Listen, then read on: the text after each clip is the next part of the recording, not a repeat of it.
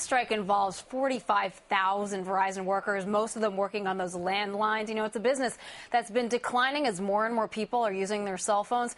Well, these workers and the company Verizon are trying to renegotiate a contract, and both sides pretty far apart at this point. The main issues include cutting back on pensions, disability, sick days, job security, and much higher costs for health care.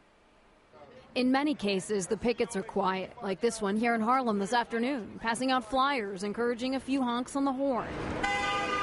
But in the past week, we've seen some CWA union members take it a good bit further. This group of strikers is blowing horns and whistles in the faces of Verizon workers. This protester in New Jersey appears to instruct a girl to stand in front of an approaching Verizon truck. That's who you heard! Fox 5 has learned union leaders record a voice message every couple of days, updating members on the status of the negotiations.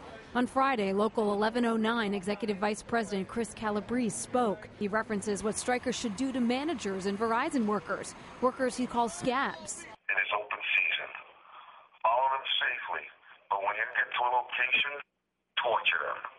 Torture them with chants and noise.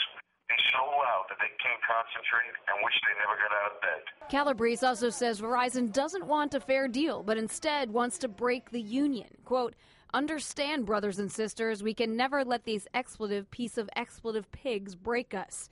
Within the colorful language, Calabrese never encourages any violence or illegal activity. Even so, CWA Union Political Director Bob Master says the union decided it was not a good way to communicate. Because it could be misconstrued, we did have the message taken down. But, you know, people need to understand that people's jobs, people's futures are on the line here, and people are upset. So they're going to be loud. They're going to, do whatever they can within the limits of the law. As for Verizon, they heard the message too and called it classless and immature. It's vile, it's disgusting, and it's disappointing. I mean, certainly this is no way to behave during a job action like this. I do have to say, though, that this is probably a small faction of the union members that are behaving this way.